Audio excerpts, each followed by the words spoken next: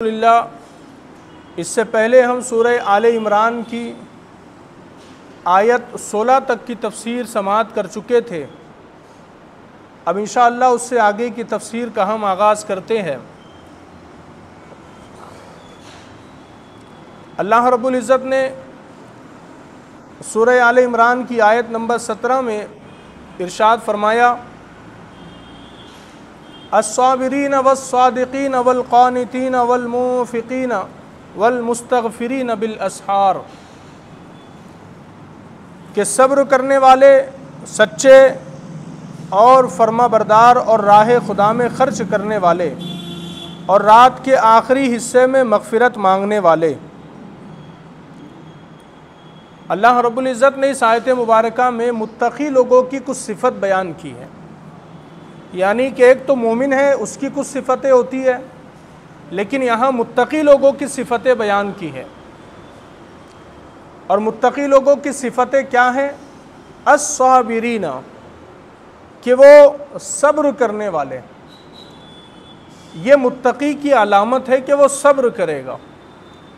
उस पर जब कोई मुसीबत आएंगी तो वो सब्र करेगा, जब कोई तकलीफ़ पहुँचे तो सब्र करेगा, जब उस पर कोई आजमाइश आ जाए, मुसीबत आ जाए तो वो सब्र करेगा। ये मुत्तक़ी की अलामत है, तक़वा इख्तियार करने वाले की अलामत है कि वो सब्र करेगा। अब सब्र बहुत सारी चीज़ों पर हो सकता है, जैसे कि गुनाह से बचना, इसलिए कि हमारा नफ्स चाहता है गुनाह करने को, लेकिन उससे बच जाना ये भी सब्र है। नेकी करना ये भी सब्र है, इसलिए कि नफ्स तो नहीं चाहता कि हम नेकी करें, वो तो चाहता है कि हम नेकी से दूर रहें। नफ्स चाहता यह है कि हम रात भर सोते रहें, फजर को ना उठे, लेकिन नफ्स के ख़िलाफ़ जाकर फजर के लिए उठना ये भी सब्र है। जब ठंडी का वक्त आता है तो इंसान का दिल नहीं करता वज़ू करने को, लेकिन ठंडे पानी से वज़ू करना ये भी सब्र है। मतलब गुनाहों से बचना भी सब्र है और नेकी के लिए कोशिश करना भी सब्र है।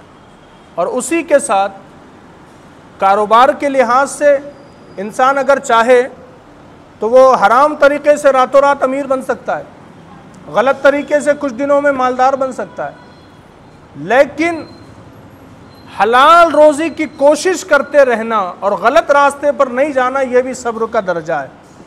ये भी सब्र में शुमार है कि इंसान हलाल रोज़ी कमाए। इंसान पर बड़ी मुसीबतें आती है, लेकिन इंसान अगर उन पर सब्र करेगा तो ये मुत्तक़ियों के अंदर शुमार किया जाएगा। नमाज पढ़ना, इबादत करना, रोज़ा रखना, ये तमाम चीज़ें जो है ये सब्र वाले काम हैं। अगर बंदा ये काम कर रहा है, इसका मतलब उसके अंदर सब्र का मादा पाया जा रहा है। और फिर इंसान के ऊपर दुनिया में बड़ी मुसीबतें भी आती है, ऐसे हालात भी पैदा हो जाते हैं कि इंसान से सब्र करना मुश्किल हो जाता है। इंसान उन मुश्किलों की वजह से, परेशानी की वजह से गलत रास्ते पर निकल जाता है।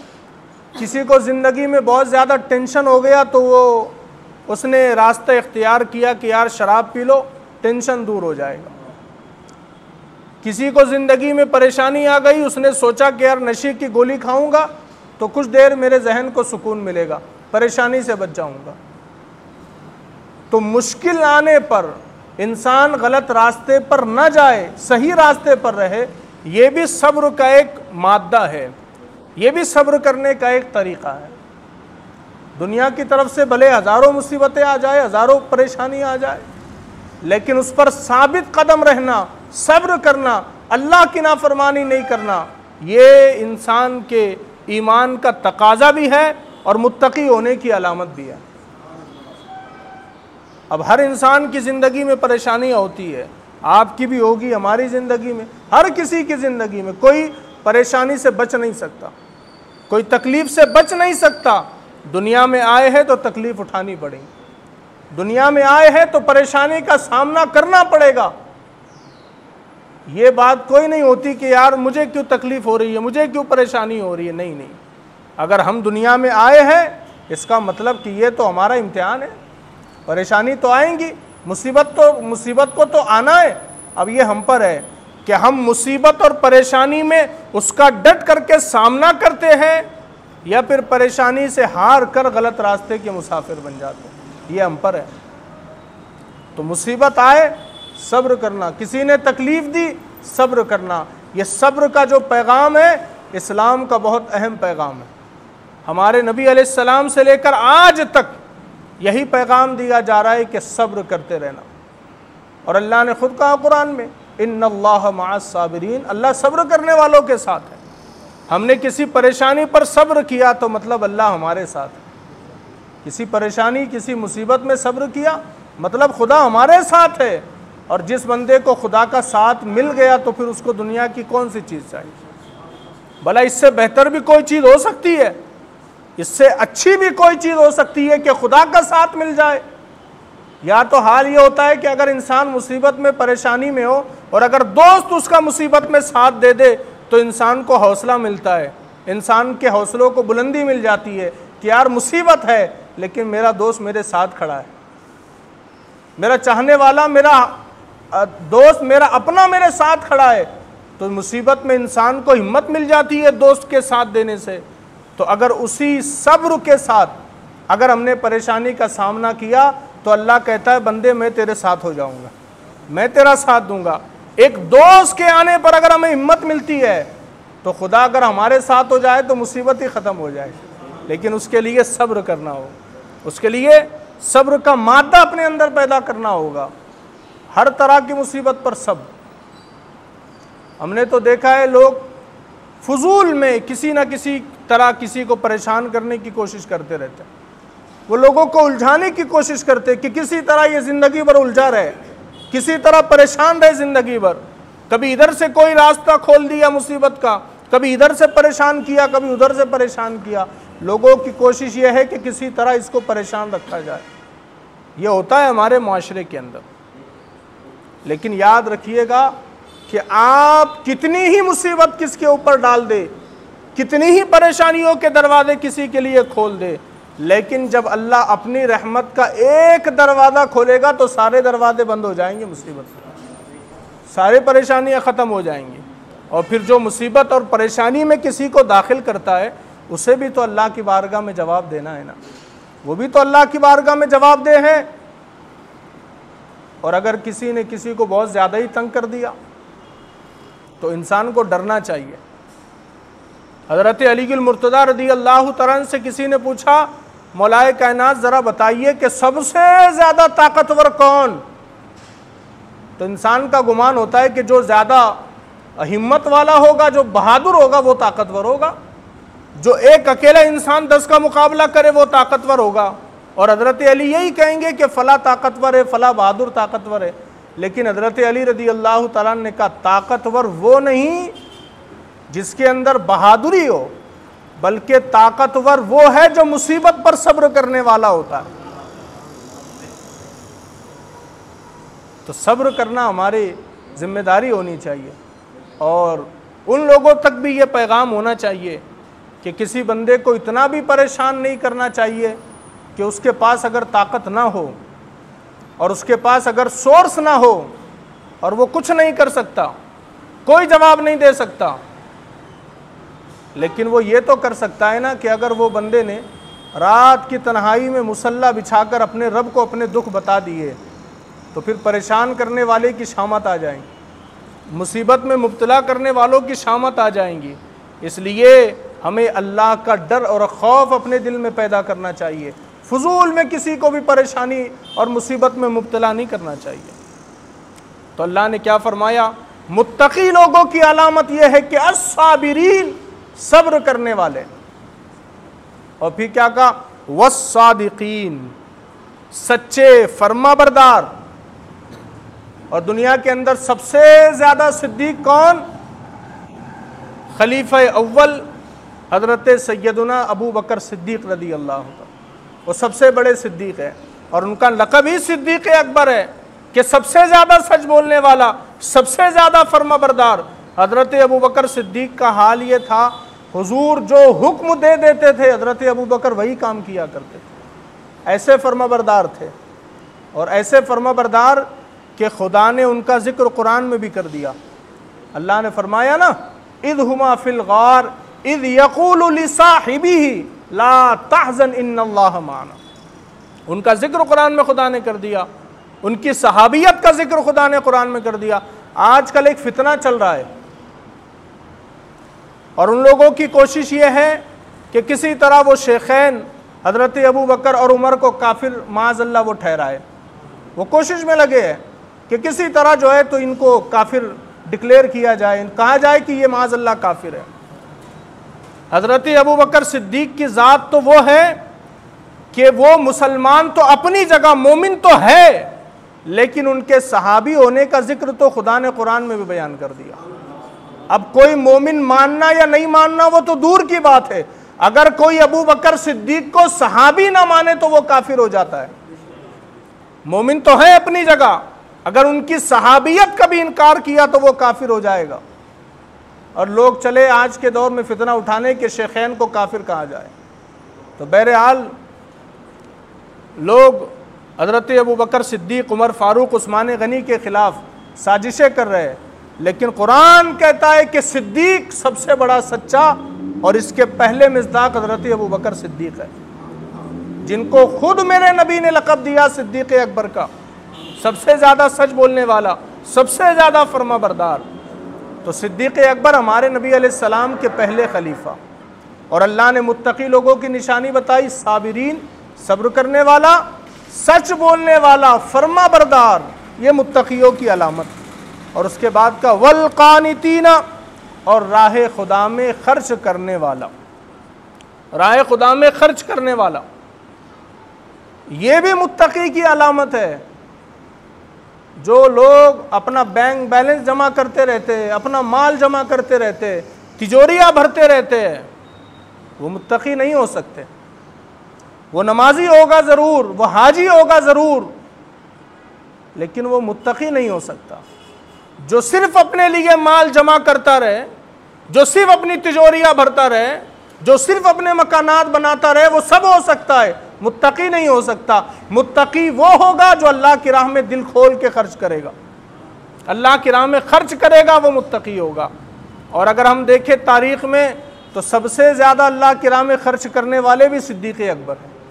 अपना सारा माल अल्लाह की बारगाह में दे दिया, यहाँ तक के घर में झाड़ू लगाई जंगे तबूक के वक्त, और जो झाड़ू के कतरे भी घर में रह गए थे वो भी लेकर हुजूर की बारगाह में हाजिर हो।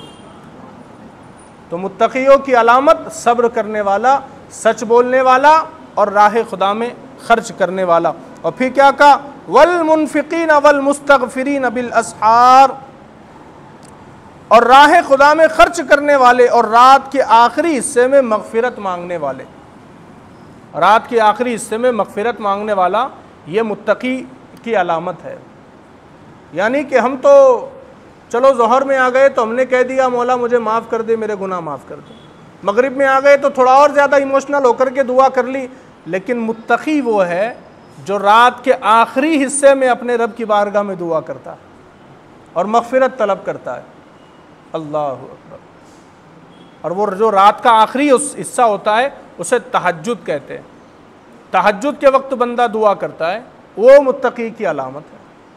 और बल्कि कई हदीसें शाहिद है कि अल्लाह तबारक व तआला रात के आखिरी हिस्से में आसमाने दुनिया पर नुज़ूल इजलाल फरमाता है और उसकी रहमत पुकारती है तुम में कोई मगफिरत चाहने वाला जिसे मैं मगफिरत दे दूँ, है तुम में कोई रोज़ी का तलब करने वाला जिसे मैं रोज़ी दे दूँ। तो अल्लाह की रहमत तो पुकारती है, लेकिन सद अफसोस कि हम उस वक्त तो सोए रहते हैं। दिन भर मशक्क़त करेंगे हम पैसा कमाने के लिए, दिन भर कोशिश करेंगे पैसा कमाने के लिए, लेकिन जब अल्लाह का रिस्क बढ़ रहा होता है तब तो हम बिस्तर में होते हैं। तब तो हमें अल्लाह की बारगाह में हाथ उठाना चाहिए, मौला मुझे रिस्क दे दे, मैं सवाल करता हूँ तेरी बारगाह में रिस्क का। तो फरमाया रात के आखिरी हिस्से में दुआ करने वाला वो मुत्तकी है। और अल्लाह ने ये निशानियाँ अल्लाह ने यहाँ पर 5 बयान किए। सब्र करने वाला, सच बोलने वाला, फर्मा बरदार, राह खुदा में खर्च करने वाला और रात के आखिरी हिस्से में अल्लाह की बारगाह में मगफिरत तलब करने वाला। फरमाता है अल्लाह कि ये मुत्तकियों की अलामत है। फिर देखिए कि अल्लाह ने सूरह आले इमरान की आयत नंबर 18 में इरशाद फरमाया, और ये कुरान मुक़द्दस की सबसे बड़ी शहादत है। इस आयत में सबसे बड़ी शहादत, दरअसल मुल्क शाम के दो आलिम मदीना आए, और जब वो मदीना आए ना तो उन्होंने मदीने का नक्शा देखा तो वो पहचान गए कि ये तो आखिरी नबी के आरामगाह की निशानी है। उन्होंने अपनी किताब में पढ़ रखा था मदीने का नक्शा, तो उन्होंने कहा कि ये शहर तो उसका आखिरी नबी के आने वाला शहर है। फिर जब वो अंदर आए, उन्होंने नबी को देखा, तो नबी के अंदर वो निशानियां उनको मिली जो उन्होंने अपनी किताब में पढ़ी थी। तो उन्होंने हमारे नबी से पूछा, क्या आपका नाम मोहम्मद है? तो हमारे नबी ने कहा, हाँ मैं मोहम्मद हूँ। फिर कहा, क्या आपका दूसरा नाम अहमद है? कहा, मेरा दूसरा नाम अहमद है। कहा, हमने जो निशानियां आखिरी नबी की पढ़ी थी वो सारी निशानियां आपके अंदर पाई गई है, बस हमारा एक सवाल है, जवाब दे दीजिए। कहा, क्या सवाल है? कहा, सवाल ये है कि बताइए कुरान मुक़द्दस की सबसे बड़ी शहादत कौन सी है? जब उन्होंने ये सवाल किया ना तो उधर से अल्लाह ने जिब्रील को भेजा, जिब्रील जाओ कुरान की सबसे बड़ी शहादत की आयत लेकर मेरे नबी को सुना दो। हज़रत जिब्रील अलैहिस्सलाम आए और आकर के मेरे नबी को सुनाई। कहा, शहीदल्लाहु अन्नहु ला इलाहा इल्ला हु। और फिर मेरे नबी ने उन दो आलिमों को बताया, कुरान की सबसे बड़ी शहादत है शहीदल्लाहु अन्नहु ला इलाहा इल्ला हु। और उसका तर्जमा क्या है? उसका तर्जमा यह है कि अल्लाह ने गवाही दी कि अल्लाह के सिवा कोई माबूद नहीं। यह है कुरान की सबसे बड़ी शहादत। नबी ने कहा ला इलाहा इल्लल्लाह, उसके सिवा कोई माबूद नहीं, अपनी जगह बरहक है। लेकिन यहां खुद खुदा ने कह दिया शहीद अल्लाहु, अल्लाह खुद गवाही देता है। क्या गवाही देता है? अन्नहु ला इलाहा इल्लाहु, उसके सिवा कोई इबादत के लायक नहीं। तो ये सूरह आले इमरान की 18वीं नंबर की आयत है। अल्लाह ने कहा शहीद अल्लाहु अन्नहु ला इलाहा इल्लाहु, अल्लाह ने गवाही दी कि उसके सिवा कोई माबूद नहीं। और फिर कहा वल मलाइकतु उलुल इल्म काइमम बिल क़िस्त, और फरिश्तों ने और आलिमों ने इंसाफ से कायम होकर। पहले अल्लाह ने गवाही दी, फिर कहा फरिश्तों ने भी गवाही दी, और फिर कहा उलुल इल्म, आलिमों ने, इल्म वालों ने भी गवाही दी कि अल्लाह के सिवा कोई माबूद नहीं। और कहा काइमम बिल क़िस्त, फरमाया कि इंसाफ से कायम होकर, इंसाफ के साथ, अपने इल्म की बिना पर उन्होंने इंसाफ के साथ कहा दुनिया में इबादत के लायक सिर्फ अल्लाह है। और यह कुरान की सबसे बड़ी शहादत है। और आगे इसी आयत में फरमाया ला इलाहा इल्ला हुवल अज़ीज़ुल हकीम, उसके सिवा किसी की इबादत नहीं, इज्जत वाला, हिकमत वाला। यानी फरिश्तों ने, पहले तो अल्लाह की गवाही है और फिर फरिश्तों ने और आलिमों ने गवाही दी ला इलाहा इल्ला हु, उसके सिवा कोई माबूद नहीं, कोई इबादत के लायक नहीं। और कहा हुवल अज़ीज़ुल हकीम, फरमाया वो हिकमत वाला भी है, इज्जत वाला भी है। और फिर उसके बाद देखिए अल्लाह रब्बुल इज़्ज़त ने सूरह आले इमरान की आयत 19 में इरशाद फरमाया इन्नद्दीन इंदल्लाहिल इस्लाम, बेशक अल्लाह के नज़दीक दीन सिर्फ इस्लाम है। दीन अल्लाह के नज़दीक सिर्फ इस्लाम। अब जैसे बहुत सारे दुनिया में दीन है, ईसाइयों का दीन है, यहूदियों का दीन है, उसके अलावा मुशरिकों का दीन है, मजूसियों का दीन है, नजूमियों का दीन, बहुत सारे दीन है दुनिया के अंदर। लेकिन अल्लाह ने क्या कहा? अल्लाह की बारगाह में जो पसंदीदा दीन है वो सिर्फ इस्लाम है। यानी क़यामत के दिन कोई और दीन लेकर के अगर अल्लाह की बारगाह में कोई जाएगा तो वो उसके लिए काबिल कबूल नहीं होगा, वो उसकी निजात का बाइस नहीं बन सकता। निजात का बाइस अगर कोई बनेगा तो वो दीनियल इस्लाम है, वो दीन इस्लाम है, वो दीन मोहम्मदी है जो इंसान को निजात दिला सकता है। तो कहा कि अल्लाह तबारक व तआला की बारगाह में अगर कोई मकबूल पसंदीदा दीन है तो वो दीन इस्लाम है। फिर आगे का वमख्तलफ़ल्लज़ीना ऊतुल किताब इल्ला मिन बअदि मा जाअहुमुल इल्मु बग़यम बैनहुम, और जिन्हें किताब दी गई उन्होंने आपस में इख्तिलाफ न किया मगर अपने पास इल्म के आ जाने के बाद, अपने बाहमी हसद की वजह से। अब यह ईसाइयों का, यहूदियों का, अहले किताब का तज़किरा है। का जिन्हें किताब दी गई थी उन्होंने इख्तिलाफ किया, आपस में उन्होंने इख्तिलाफ किया। वमख्तलफ़ल्लज़ीना, उन्होंने आपस में इख्तिलाफ किया। और कब इख्तिलाफ किया? अगर जाहिल होते, पता नहीं होता, तब इख्तिलाफ करते तो बात और थी, लेकिन कब इख्तिलाफ किया? इल्ला मिन बादि मा जाअहुमुल इल्म, इल्म के आ जाने के बाद इख्तिलाफ किया, कुरान के नाजिल हो जाने के बाद इख्तिलाफ किया, रसूल के ऐलान नबूवत के बाद उन्होंने इख्तिलाफ किया। और क्यों किया इख्तिलाफ? बग़यम बैनहुम, आपसी हसद की वजह से, बुग़्ज़ की वजह से उन्होंने इख्तिलाफ किया अल्लाह के कलाम से। उन्होंने कह दिया नहीं नहीं, ये कुरान अल्लाह का कलाम नहीं, माज़अल्लाह। उन्होंने कह दिया माज़अल्लाह मोहम्मद अल्लाह के रसूल नहीं, हालांकि इल्म आ गया था उनको, उनकी किताब में भी चूंकि लिखा हुआ है ना कि आखिरी नबी आने वाले हैं, आखिरी किताब आने वाली है। तो इल्म होने के बाद उन्होंने इख्तिलाफ किया, किस वजह से? हसद की वजह से, बुग़्ज़ की वजह से। उन्होंने बुग़्ज़ पाल रखा था। उनका यह मानना था कि आखिरी नबी बनी इसराइल में से आएगा, लेकिन आया नबी बनी इस्माइल में। उन्होंने कहा नहीं, हमारे कबीले में नहीं आया नबी तो हम क्यों मानेंगे। ये था उनके अंदर बुग़्ज़। और दूसरी बात यह कि अगर वो नबी का कलमा पढ़ लेते तो उनकी जो चौधराहट थी वो ख़त्म हो जाती, उनकी सरदारी ख़त्म हो जाती, क्योंकि फिर उन्हें भी नबी का कलमा पढ़ के ग़ुलाम बनना पड़ता, नबी के इताअत करनी पड़ती। तो उन्होंने कहा नहीं, हम नहीं मानते। तो अल्लाह ने कहा इल्म आने के बाद उन्होंने इख्तिलाफ किया हसद की वजह से। और फिर आगे क्या कहा? वमन यकफुर बिआयातिल्लाहि फ़इन्नल्लाह सरीउल हिसाब, और जो अल्लाह की आयतों का इनकार करे बेशक अल्लाह जल्द हिसाब लेने वाला है। उन्होंने इनकार किया ना अल्लाह की आयतों का, अल्लाह ने कहा उन्होंने इनकार किया, अल्लाह जल्द हिसाब लेगा उनसे, कि उन्होंने इनकार किया था ना, उनको उसका हिसाब देना पड़ेगा, और जल्द, ज़्यादा वक्त नहीं लगेगा, जल्द हिसाब देना पड़ेगा। और फिर देखिए अल्लाह ने सूरह आले इमरान की आयत 20 में इरशाद फरमाया फ़इन हाज्जूका फ़कुल अस्लमतु वजहिया लिल्लाहि व मन इत्तबअन, फरमाया कि फिर हबीब अगर वो तुमसे झगड़ा करे तो तुम फरमा दो मैं अपना मुंह अल्लाह की बारगाह में झुकाए हुए हूँ और मेरी पैरवी करने वाले भी। अगर वो अहले किताब यहूदी ईसाई तुमसे झगड़ा करने लग जाए दीन के मामले में तो उनसे कह दो कि देखो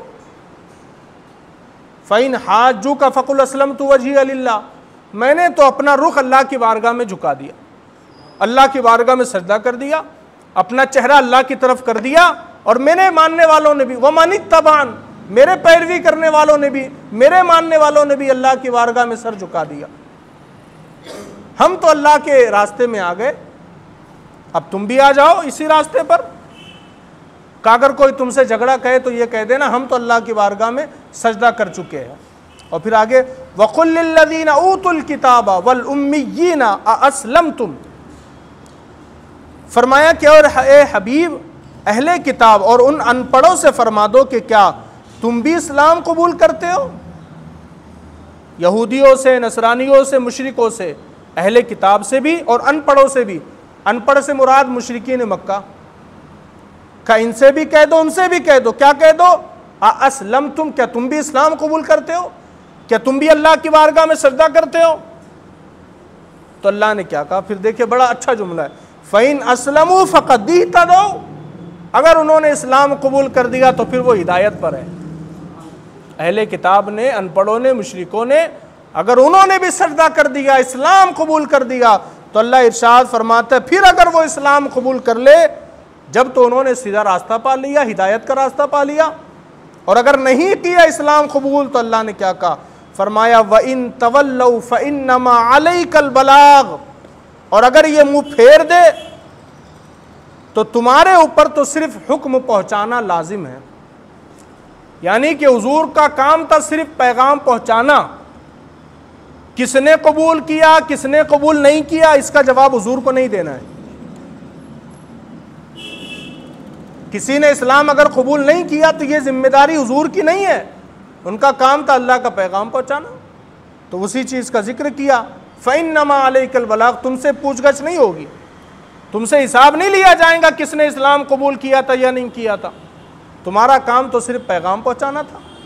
और फिर क्या कहा? वल्लाहु बसीरुम बिल इबाद, अल्लाह बंदों को देख रहा है। वो अल्लाह जो है बंदों को देख रहा है कि कौन उसका हुक्म मानता है और कौन उसे के हुक्म पर अमल नहीं करता।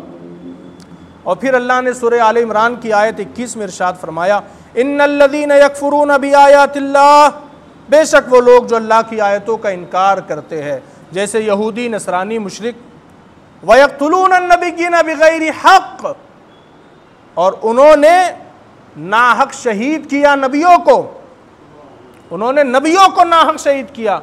यहूदी ऐसी कौम है कि जिन्होंने नबियों को भी कत्ल किया है, बल्कि एक दिन तो उन्होंने सुबह उठे यहूदी, एक दिन सुबह सुबह उन्होंने 43 नबियों को कत्ल किया, एक ही वक्त में 43 नबियों को कत्ल किया। तो ये ऐसी कौम है। लेकिन एक फर्क मैं आपको बता दूं, नबी तो कत्ल हो सकता है, रसूल कत्ल नहीं हो सकता। नबी कत्ल हो सकता है, रसूल उससे महफूज है, रसूल कभी कत्ल नहीं हो सकता। जैसे हजरत ईसा रसूल है, लोग उनके पीछे चले ताकि उनको कत्ल किया जाए, लेकिन अल्लाह ने उठा लिया उनको आसमान, कत्ल नहीं हो सकते। हजरत नूह रसूल है, कौम इतनी नाफरमान थी कि कोशिश करती थी हजरत नूह को कत्ल करने की, लेकिन नहीं कर सके। हजरत मूसा रसूल थे, कत्ल नहीं हो सके, या उनके अलावा देखे कुछ नबियों को तो वो कत्ल कर दिए गए। तो अल्लाह ने फरमाया कि इन्होंने नबियों को नाहक शहीद किया है। और आगे का वयक़्तुलून अल्लज़ीना यअमुरूना बिलक़िस्त, और इंसाफ का हुक्म करने वालों को भी इन्होंने कत्ल किया, उन्हें भी इन्होंने कत्ल कर दिया जो इंसाफ का हुक्म कहते थे, जो इंसाफ की बात करते थे। दरअसल यहाँ पर जो बयान किया गया ना कि इंसाफ का हुक्म करने वालों को भी कत्ल करते थे, जब इन्होंने सुबह 43 नबियों को कत्ल किया तो 112 आबिद उठे, इबादत गुजार, उन्होंने कहा भाई तुमने तो ये गलत काम किया, नबी को ही कत्ल कर दिया तुमने। तो कौम ने कहा अच्छा तुम हमको सिखा रहे हो कि हमने किसको कत्ल किया नहीं किया। तो उन यहूदियों ने क्या किया, 43 नबियों को तो कत्ल किया ही था, उन्होंने इन 112 आबिदों को भी कत्ल कर दिया। तो फरमाया वयक़्तुलून अन्नबिय्यीना बिगैरि हक़ वयक़्तुलून अल्लज़ीना यअमुरूना बिलक़िस्त, फरमाया कि उन्होंने इंसाफ का हुक्म देने वालों को भी कत्ल कर दिया। और फिर फरमाया फ़बश्शिरहुम बिअज़ाबिन अलीम, उन्हें दर्दनाक अज़ाब की खुशखबरी सुना दो। दर्दनाक अज़ाब, लेकिन यहाँ लफ्ज़ है खुशखबरी का। किसी अच्छे काम के लिए खुशखबरी दी जाती है और किसी बुरे काम के लिए डर सुनाया जाता है, वईद बताई जाती है। लेकिन आप समझ लीजिए कि यहाँ पर अल्लाह का गज़ब बयान किया जा रहा है कि वो कितना गज़बनाक है कि उसने कहा कि इन्हें खुशखबरी सुना दो मौत की, दर्दनाक अजाब की। तो फरमाया फ़बश्शिरहुम बिअज़ाबिन अलीम, उन्हें दर्दनाक अजाब की खुशखबरी दे दो, इसलिए कि उन्होंने नबियों को कत्ल किया, आबिदों को कत्ल किया। और फिर उसके बाद सूरह आले इमरान की आयत 22 में अल्लाह ने फरमाया उलाइकल्लज़ीना हबितत आमालुहुम फिद दुनिया वल आखिरा, यही वो लोग हैं जिनके आमाल दुनिया व आखिरत में बर्बाद हो गए, बर्बाद हो गए आमाल। अगर ईमान नहीं है हमारे पास, कितना ही अच्छा काम कर लो कोई फायदा हमको नहीं मिलने वाला। ईमान नहीं है अगर किसी के पास, उसने चैरिटेबल ट्रस्ट बना लिया हो, उसने बूढ़ों और यतीमों के लिए उसने हाउस बना लिया हो, यतीम खाना बना लिया हो, यतीम बच्चों की शादियां करने वाला हो, ईमान नहीं है तो कोई फायदा नहीं। अगर ईमान है तो ही फायदा होगा अच्छे अमाल का। अच्छे अमल का उसी वक्त फायदा है जब ईमान हो। ईमान ही अगर दिल में नहीं है तो फिर वो कितने ही अच्छे काम करते रहे, अल्लाह ने कहा ऐसे लोग जो है इनके आमाल बर्बाद कर दिए गए दुनिया में। और फिर फरमाया वमा लहुम मिन नासिरीन, और उनका कोई मददगार नहीं, कोई पुरसाने हाल नहीं उनका, ना दुनिया में ना आखिरत में। और फिर अल्लाह रब्बुल इज़्ज़त ने सूरह आले इमरान की आयत 22 में इरशाद फरमाया, 23 में इरशाद फरमाया अलम तरा इलल्लज़ीना ऊतू नसीबम मिनल किताब, क्या तुमने उन लोगों को नहीं देखा जिन्हें किताब का कुछ हिस्सा दिया गया था। यहाँ उन तमाम अहले किताब का जिक्र है जिनको किताब दी गई थी। यदऊन इला किताबिल्लाहि लियहकुम बैनहुम, कि जब उन्हें अल्लाह की किताब की तरफ बुलाया जाता है ताकि वो उनका फैसला कर दे, सुम्मा यतवल्ला फरीकुम मिनहुम वहुम मुअरिदून, फिर उनमें से एक गिरोह बेरुखी इख्तियार करते हुए मुंह फेर लेता है। इस पूरी आयत का मैं आपको मफहूम बताता हूँ। खैबर के इलाके में यहूदी रहा करते थे पहले, जब तक मौलाए कायनात ने फतह नहीं किया था, उससे पहले यहूदी थे। तो हमारे नबी अलैहिस्सलाम के ज़माने में एक यहूदी मर्द और एक औरत ने जिना किया आपस में। अब चूंकि वो आला ख़ानदान के थे, बड़े ख़ानदान के, इसलिए यहूदी उनको सज़ा नहीं दे पा रहे थे। कहा हम कैसे सज़ा देंगे, बड़े ख़ानदान वाले लोग हैं।